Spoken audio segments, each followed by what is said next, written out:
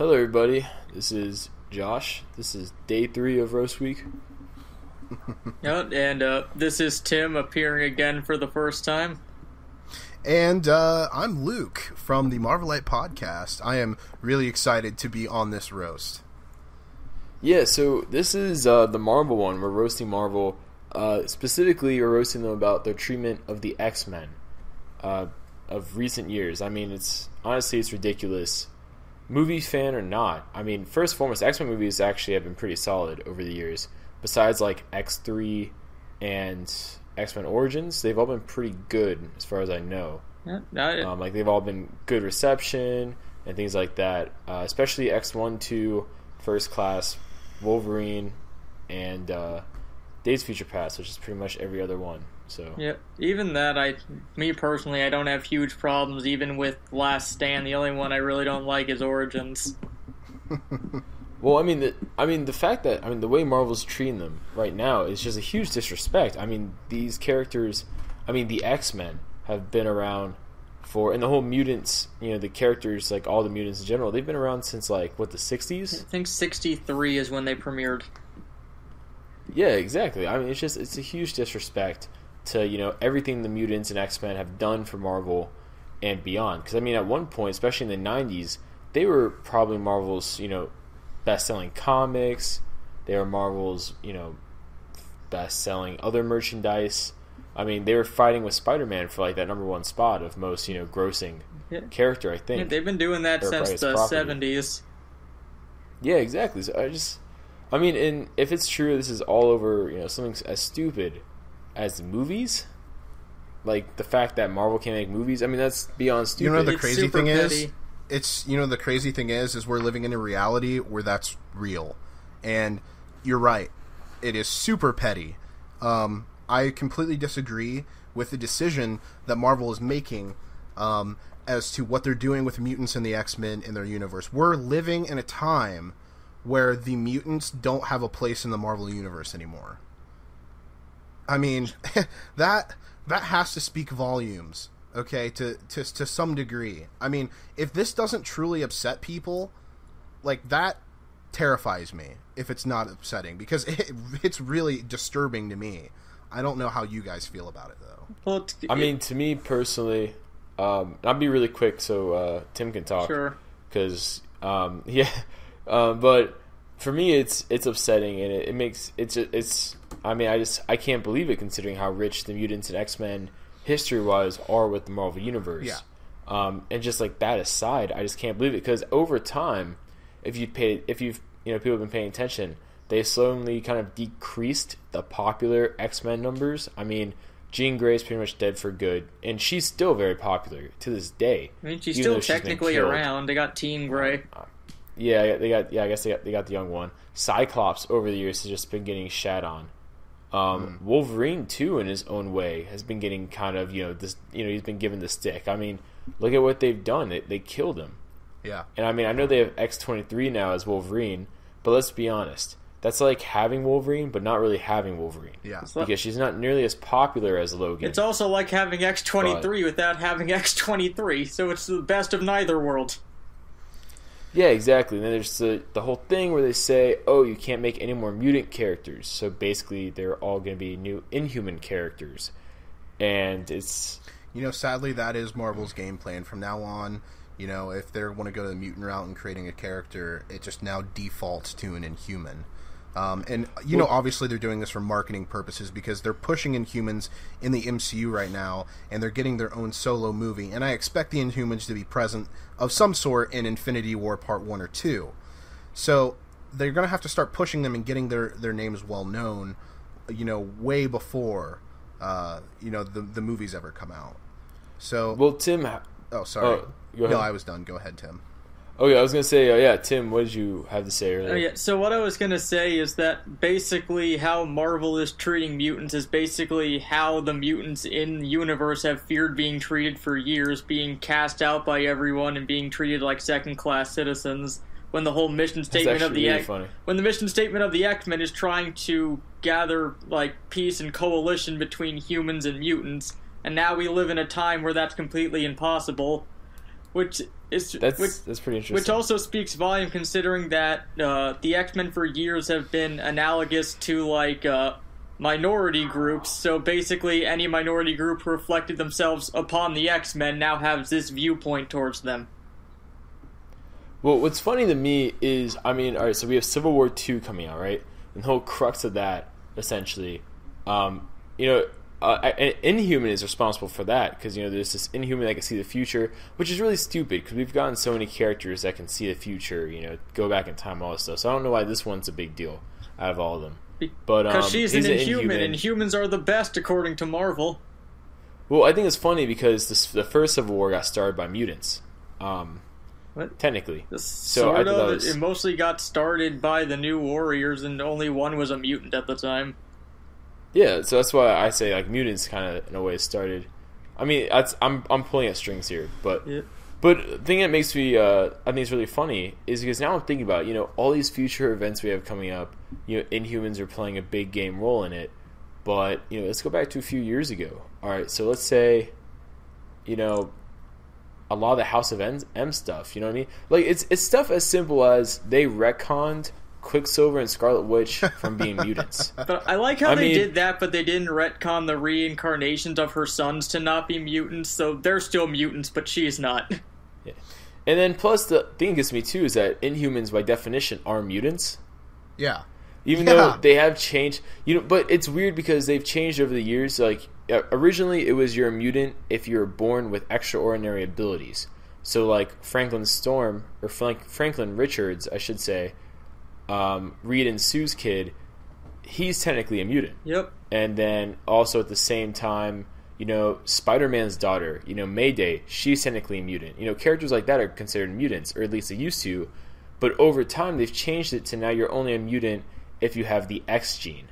You're considered just an enhanced human if you don't have the X gene but you have powers. And then if you're an Inhuman, it's only if your enhanced abilities are unlocked through Terrigenesis. But it's like, back in the day, all like Inhumans would be considered mutants. So I just find it interesting how slowly over time, they've been dividing it more, and then even to the point where now, I mean, I know Magneto's parenthood, has always been questioned with Quicksilver and Scarlet Witch. It's always been a shaky thing. Despite the fact Quicksilver looks exactly like him. Yeah, despite the fact they have actual, similarities, it's always been like kind of shaky in the comics, at least shaky enough that they were able to go back and justify, the retcons they did. And I mean, it's stuff like that it's just, I mean, because basically Scarlet Witch and Quicksilver are just enhanced humans now. They're not even Inhumans. They're just enhanced humans. Just like in the MCU, they're enhanced humans. Which makes me think that this is all part of a synergy plan that, Luke hinted at, a while ago when he was talking. Which I think is stupid because, alright, let's say Fox makes good X-Men films. Which they, so far with their ratio, they've made more good ones than bad. Excuse me there. But you know what that does? It brings you new readers. Who's publishing the books? Marvel, not Fox. So you're still like you're benefiting from it because let's be honest, the people that are reading the X-Men comics now, that are watching the movies, they're already the ones reading the comics. They don't really care about the synergy from movies to comics. Yeah. And they want to see their characters from comics on the film. That's basically the big problem with it, because you can see they're not doing the same thing with the Fantastic Four. Like, they're not active anymore, but they still get to stay in the same universe. And it's basically just because Marvel actually technically they're not in the universe. Well, Reed isn't. Johnny and Thing are both in the universe. Yeah, that's right. Yeah, Johnny. I forgot about the thing. I totally forgot about the thing. Johnny's running around with the Inhumans, and Ben is a guardian of the galaxy right now. Yeah, like those characters. Yeah. What I'm saying is that those characters get to stay in what is essentially the mainstream universe, even if Reed's technically out of it at the moment. But you know why, though, right? Yeah, it's because they view the X-Men films as a threat financially, but not the Fantastic Four ones. They feel that they can plausibly get the Fantastic Four rights back in the future more than the X-Men ones. Yeah, that's what I was thinking too. I was like, they're probably doing this because they feel they have a higher chance of getting back to Fantastic Four, because the Fantastic Four has flopped as a franchise twice technically now. Yeah. While the X-Men movies are still successful. Still the same franchise. So it's still the same franchise. And the thing about the like Marvel and you know the Fantastic Four, they do have more of a chance of getting them back, but you still see animosity with Marvel and Fox over the Fantastic Four, such as there was a Fantastic Four comic before it got canceled last year, where they roasted the new movie. I mean, they just completely destroyed it, and like it was a few panels long. Do you guys remember that issue? Where they completely roasted the movies. There was it was kind of meta, but basically there was like a movie studio that was filming a Fantastic Four movie, and it blew up in the comic. I remember that. I think that was the Punisher, though. Didn't the Punisher kill him? Yeah, I believe so. It blew up, though.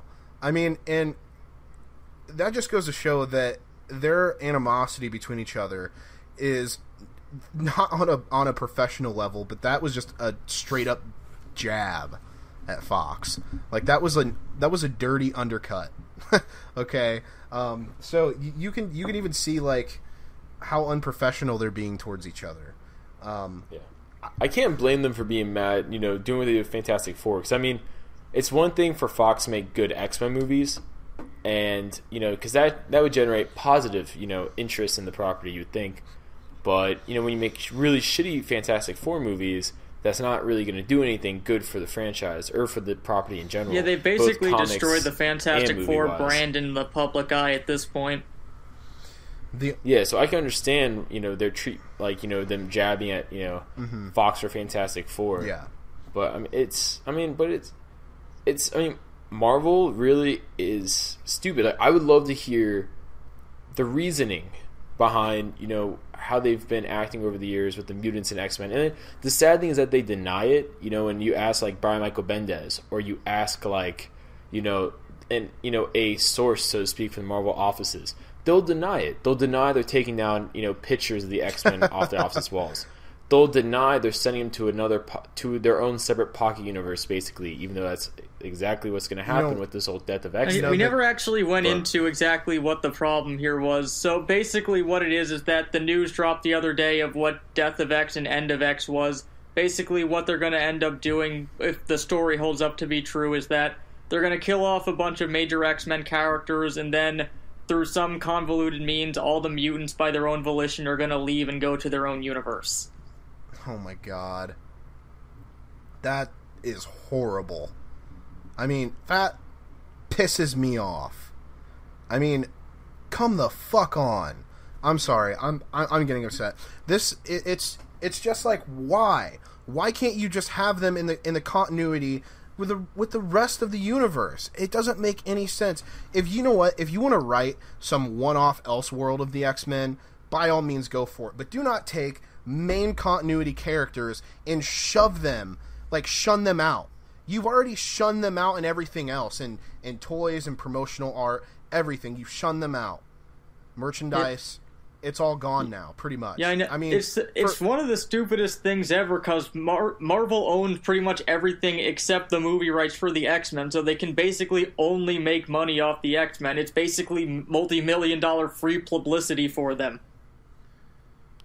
I mean, because they make money off all the toys, video games, the comics themselves. They still technically hold the TV rights, so that got wishy-washy when Fox announced their 2 series no one wanted. Which I don't think that they're going to happen. I know that they're in development. I don't see them happening. Now, I could be wrong. They could actually end up being great shows. However, I don't think they're going to be good shows, and I quite frankly don't think they're going to happen. But it'll probably get canceled after a season anyways. Yeah, because Fox likes to cancel everything good that they have on TV. But it's it's fucking wild. It is fucking wild.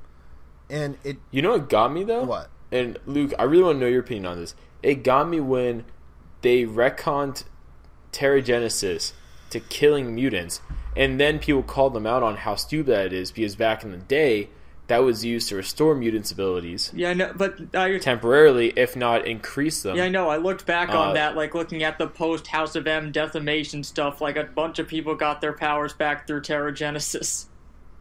Yeah, so that made no sense. And then they changed it like, oh, it's a special new strand of Terrigenesis. I'm just curious, was that a Brian Michael Bendis book? Actually, no, it wasn't. I forget who wrote Extraordinary X-Men. Because that sounds like something Bendis would pull. I think it was Jeff Lemire. Okay. It might have been, because Hickman started the whole Terrigenesis bomb, and at first all it was about was, awakening new Inhumans, right?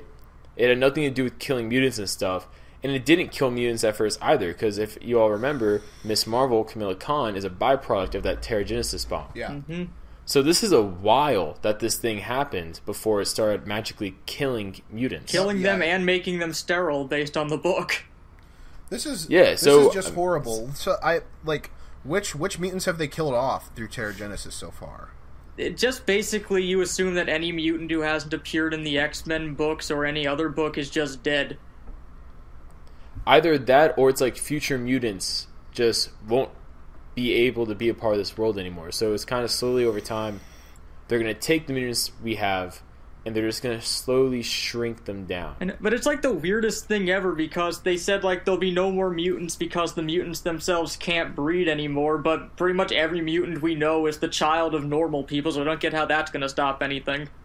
Yeah, that's exactly what I was saying earlier. Technically, anyone born with superpowers is a mutant. Even some people that aren't born with them, and it comes in puberty, they're considered mutants. They're still born with it, they just hasn't activated. It's that activated. So, fun fact, by the way, a lot of people forget about this. Is technically canon.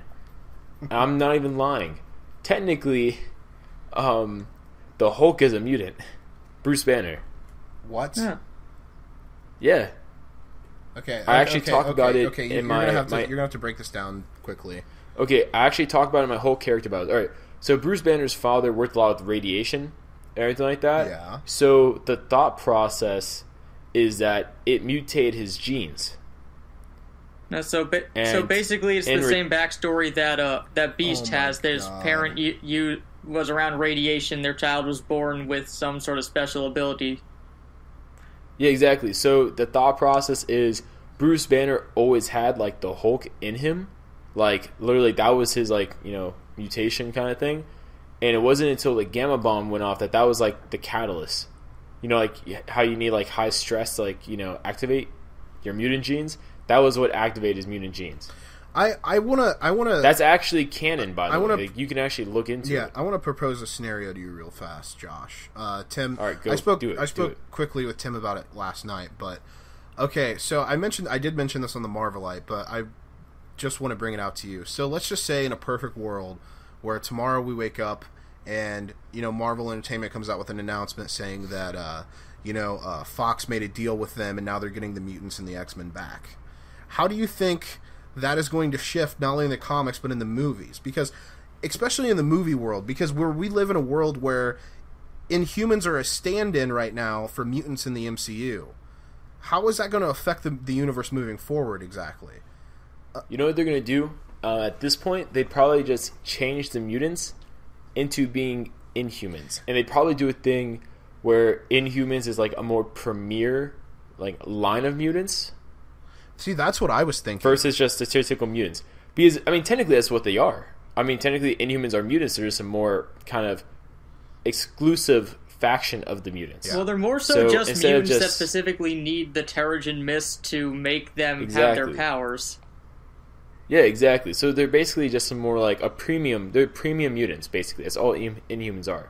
They're premium mutants. Well, what I think that they can do, looking at it from that angle, is they can like they've shown this on like Agents of S.H.I.E.L.D. before. Like there are certain Inhumans who just gain their powers over time before the whole Terrigen bomb thing went off in that universe. So they can differentiate it like that. Like the people who had it normally can be viewed as mutants, and the other ones are viewed as Inhumans.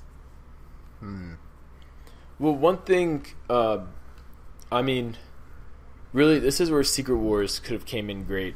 If they were going to separate the universes before, they should have just done it after Secret Wars. It would have been cleaner, and it just that's what they should have did it with all new, all different. That's really what they should have did, but that really should have been when they did it.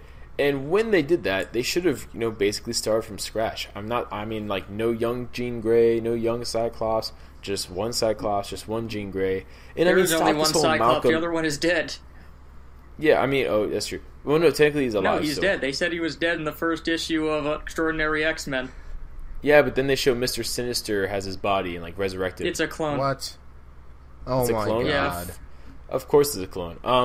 But my point being, though, having this militant, Malcolm X, analog, so to speak, Cyclops, versus the Cyclops we used to have is stupid. I mean, the deconstruction of Cyclops is one of the worst character regressions, I think, in modern comics.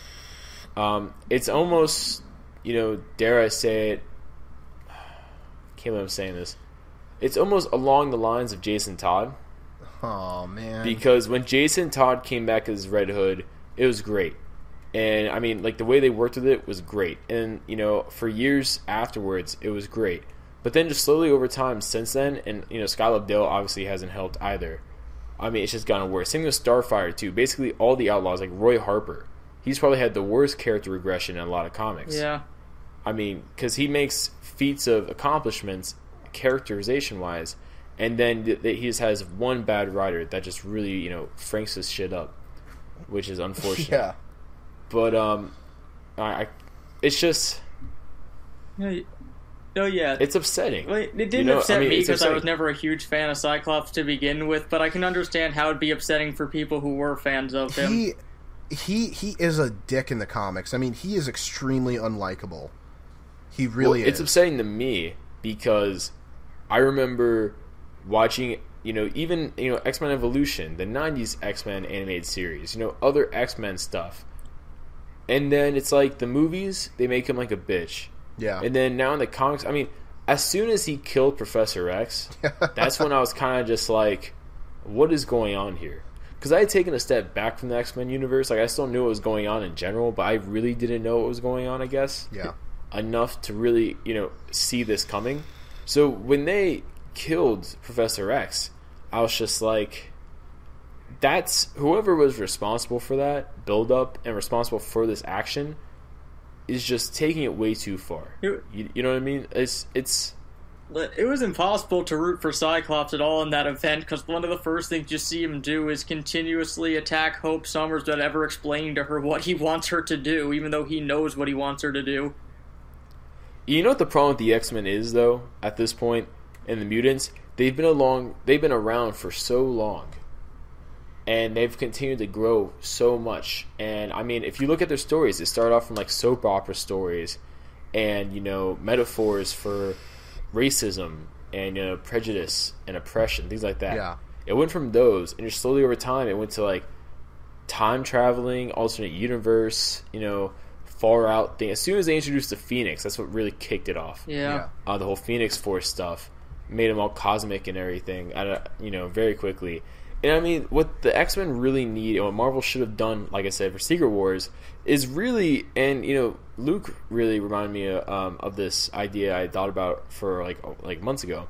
They should have used Secret Wars to kind of make a black hole of sorts for the mutants and the Inhumans, and kind of really just bring them all together. Mm-hmm. Because really, the Inhumans are to the Kree what the mutants are to the Celestials. Yeah. And so they're both genetic experiments. And really, they shouldn't be as different as they are. I mean, they're only different culturally. Everything else, they really have no reason to be all that different for. I mean, they make excuses all the time for why they should be different, but really, they don't need to be different. And they should have come together for, this post-Secret Wars universe. And I mean, this would have been a perfect time to clean their whole clock. You know what I mean? You could have Jean Grey. You could have Cyclops. You could have Wolverine. You could have the X-Men we all know and love. And we could have the Inhumans we all know and love. All together. All two of them. Yeah, I guess so. But, I mean, instead, they kept the mutants more complicated, more convoluted over time, and they just let it get worse. And that's Marvel's fault. That's editorial's fault. Yep. And the fact that nobody has attempted to clean them up. The problem is, no one has attempted to bring them back home and ground these characters and ground this universe. They just let it keep going out of control. And Brian Michael Bendis, with Marvel Now, really screwed the pooch when he did the whole bringing younger X-Men back in time thing. I still wish they were gone, because they were okay when they started, and then they just went immediately downhill. I mean, it's good for a storyline, but it's not good to be like the new established canon kind It of would have thing. been a good miniseries, but the problem is that they gave him an ongoing. and then they start messing with characters. Like, I mean, they made Iceman gay, which isn't that big of a deal. Besides the fact that Iceman was one of the biggest bachelors. I mean, one it of the makes most no annoying sense, things- but the he was one of the gayness biggest itself lady isn't a killers. problem. Speaking of, Yeah, the gayness itself isn't a problem. I have a few gay friends. I don't mind, them being gay at all. Like, I have nothing against, people that are gay, lesbian, whatever. However, it's one of those things. It's like changing characters' races for no reason. It's just not necessary. Just make a new character. I mean, DC did that with Bunker. yeah, And Bunker has been overall well received. I mean, even though Scott Lobdell's writing of Bunker initially was just atrocious, Bunker, when written by other people, has actually become a really good character. And actually a mainstay. Like, I'm actually kind of sad he's not going to be in the new Teen Titans ongoing. Yeah. Because that's all he's been in since New 52. But, I mean, you know what I mean? Like, they created a new character, and he grew. Yeah. Like any character can. So, I mean, just change, like, just the X-Men just getting... The X-Men have just been... They've just been dicked over. A lot over time. They really It's unfortunate. have, and one thing I actually wanted to bring up, like, in an in-universe sort of sense, is that splitting them off from the rest of the Marvel Universe is going to screw up so much, because there are mutants who aren't part of the X-Men right now who are in the Marvel Universe. They have Deadpool, who's not a mutant, but's tied into the X-Men. Where's he going to go? Is he going to stay in the main universe? Is he going to the X-Men universe? Because no matter what you do with him, like, he's going to lose, like, half the people he interacts with. I'm going to assume that there's going to be a few core characters that are going to stay in the main universe, such as Deadpool, because he's way too popular. His books outsell any X-Men book. Period. Yeah, I know, but the problem that you have with that is that he loses over half the people he interacts with when the mutants are gone. Yep. Like, he can't interact with Cable, he can't interact with Wolverine, and if he goes to the other universe, he can't interact with Cap, he can't interact with Black Widow, with Hawkeye, so there's really no good way to do that. Well, guys, I bet they're gonna retcon. Well, see, they can't really do this now because the Deadpool movie came out and really connected Deadpool with the X-Men. Yeah. What I hope happens... Now, I know this is a reach, this is a long shot, but what I hope happens is that Marvel hears our outcry on this. They hear everyone's outcry. I got to stay optimistic about this because I'm not giving up on the X-Men. The X-Men are what got me into reading comics, Josh. Yeah, me too. I can't give up on them. Okay, like this is. I started reading comics when I was 10 years old, and the first issue I've ever picked up was an X-Men comic. I can't just give up on them. So what I'm hoping happens is that Marvel hears our outcry and they change this. They need to fix this. They really need to fix this. This can't continue to happen because I don't want to have to shut Marvel out. And like I just went and bought Marvel comics today. I didn't buy any X-Men comics today, but it's like I support Marvel and I support DC. I read both. I also picked up Wonder Woman Earth 1 today. So I'm a fan of both, but I am a huge fan of the X-Men. And if people, they listen to the podcast regularly, they also know that I'm not a huge fan of Fox and their movies either. I think that Fox equally dicks around the X-Men just as Marvel does. I feel like they're getting fucked on both fronts. I really do. The big thing is that Marvel really just has to get over themselves and stop equating the comic book universe to the movie universe because they're not the same thing. And yeah, it's really stupid. Nothing reflects on it at all. Like, no one cares. Like, if they're reading the comics that that Fox made it or Marvel made it. Like, the only people who care about the studios attached to it are either filmmakers or comic book fans. Average audiences that they're trying to reach with this sort of stunt is not affected by this because they see the Marvel logo in front of a Fox movie, they assume Marvel made it. Yeah. Yeah, I actually dealt that the other day. Someone's like, oh, some of the Marvel movies haven't been that good recently. I'm like, really? Which ones? Do you like Fant4stic 4? And I was like, that's not Marvel, that's Fox. They're like, wait, what? How about like Amazing Spider-Man 2? I was like, that was Sony.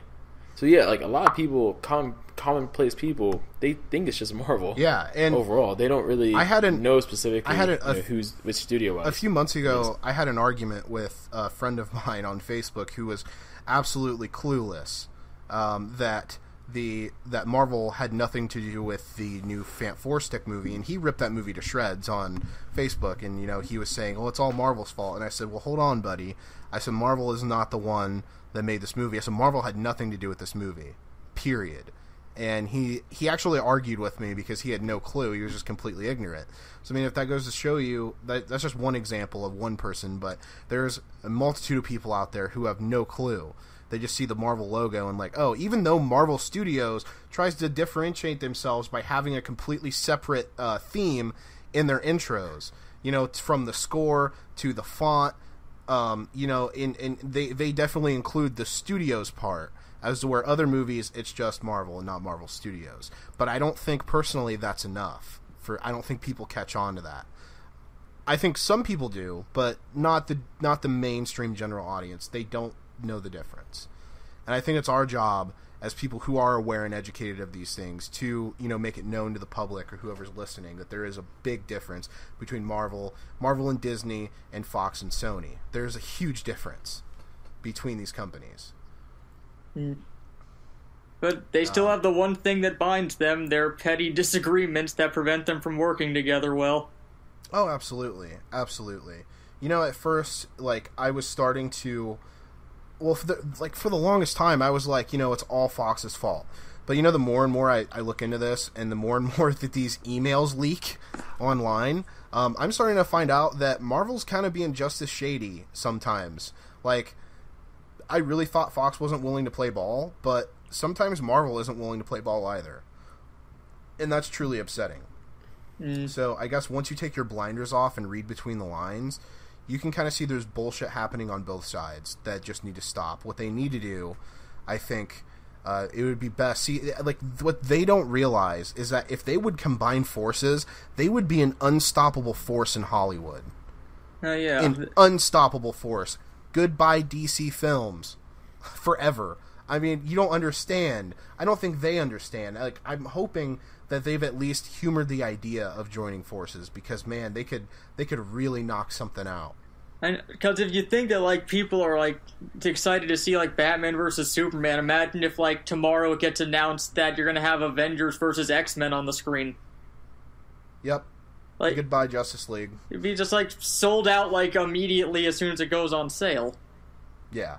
Oh, you have no idea. The numbers would be astronomical.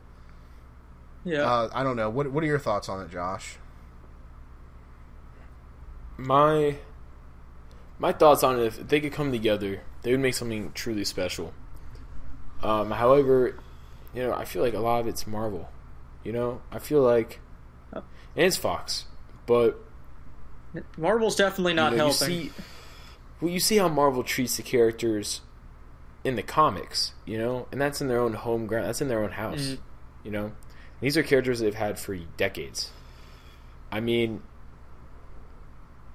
if I was someone that had the rights to X-Men characters, I honestly wouldn't want to give them back to Marvel, because I see how Marvel's treating their own characters, their own kids, basically. Yeah. I mean, why would I want to give them back to them if they're not even going to try treating them right? I think they did that. Honestly, though, it's been a complete shutout. They're backing Fox into a corner, and they're doing it as a marketing strategy because they're trying to push the MCU. And they want people to know the difference. This is the Marvel brand. This is the Avengers and Captain America and Spider-Man. But, on the other end, it's those are the shitty X-Men films from Fox. So I get what they're trying to do, but I think they're going about it the wrong way. I don't think this is the proper way to compete, especially if you ever plan on having the X-Men back. Maybe it's just one of those things where Marvel's lost all hope in ever getting the X-Men back. Maybe they have had countless meetings about making some kind of deal, and no one's willing to play ball exactly, or to, they're not coming to terms with their agreements. So they're just they've lost all hope. So it's never mind. We're just going to shoehorn them out. We're just going to shove them out. Yeah, maybe that's what I'm thinking. Maybe they feel like this is their last resort. This is their last final option that they have left, and it's sad if that's the case. I honestly don't think it's going to do anything to the movies themselves if they go through with it. I don't think it will either. I think people are going to still continue to see those subpar X-Men movies, but it's whatever. I mean, I don't know what else to say. Like, I don't like the X-Men movies, and I get hate for that all the time. The most enjoyable one that I've seen so far is X-Men First Class, because I have a respect for Matthew Vaughn. I respect the way that he was trying to tell that story and the character development and where he wanted to take that universe.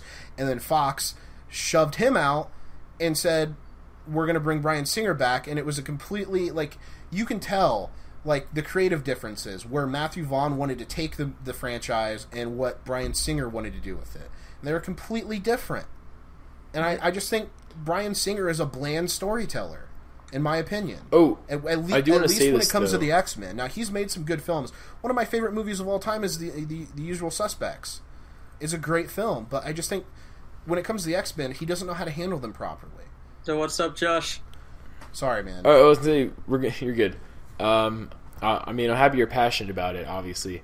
We're gonna have to wrap this up. Actually, I'm looking at the time now. We've been going on we a all while. know it's about to. We all know it's about to be coming on in like 5 minutes on television. Yeah.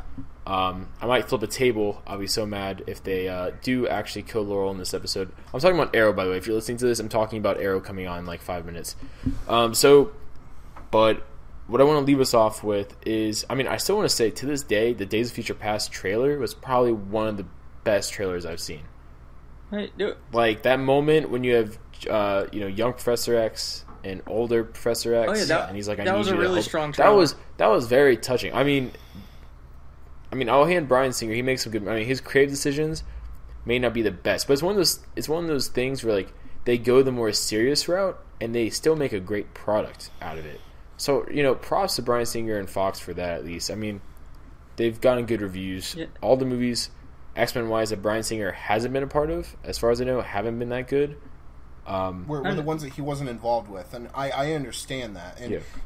he does make better movies than Brett Ratner and who was the director of X-Men Origins. I don't know. It was just Doesn't matter. He's not even. Yeah, it was, He's not even like those even two were just wasting the time atrocities, for. and I understand that Bryan Singer's movies are less of an atrocity, but to me, as a fan of the X-Men, he gets them wrong.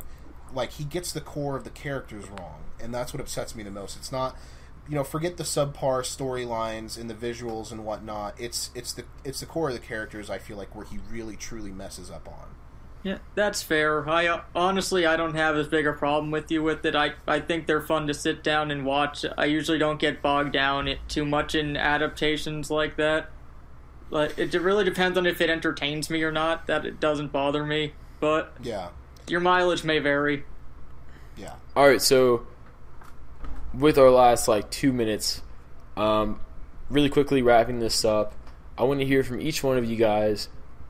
If, let's say right now, Marvel was like Luke or Marvel was like Tim, tell us what you recommend us doing with the X-Men property. It can be anything from giving its own universe to how to reintegrate it into the Marvel universe that we have now. So, me going first really quickly, I would say, kind of like I said before, basically a marriage between the Inhumans and the mutants, because they're really not all that different as they've been made out to be, yada, yada, yada, yada. I mean, clean slate it. I would view Secret Wars as that opportunity, but, that has passed now. I wouldn't go the route they're going. I wouldn't antagonize the mutants as much as they're antagonized. But yeah, Luke, go, and then Tim. Here's kind of one idea I think that might work. Is if you go the Ultimate X-Men route, and as to where mutants were more of a government experiment gone array, and what you could do is you could kind of explain it in such a way where it would be, like they were messing around with Terrigenesis or the Inhuman gene, and it mutated of sorts, you know what I mean, and kind of go that route. So they are an offshoot of Inhumans. So I mean, yes, Inhumans and mutants are both mutants. It's just, like you said earlier, Inhumans are a more pure version of the mutant. I don't know. Like I could see it going either way. I don't know. Tim, what are your thoughts on it? Well, in terms of the comics, I would say, just stop trying to kill all the X-Men. That's been like the last 5 stories they've told with them. They've died and then they've gotten a new life, then they've died and they got a new life, died, got a new life. It's getting really boring at this point. Just let the X-Men exist how they used to exist. Like, they can do their own thing, but still allow them to be part of this universe. If they really wanted to, just let them integrate them into other things. Yeah, like, let them build themselves up, because I think that pulling them into their own universe, it's not going to work out well. They're too integrated into the Marvel universe to just tear out. Like, comic book fans, like, the thing with Venom, with Eddie Brock and Peter Parker, like, lures Venom off of him, and then, like, they find out they're bonded together, so they both get massive pain and pass out. Like, same sort of thing with the X-Men. They can't just rip the X-Men out.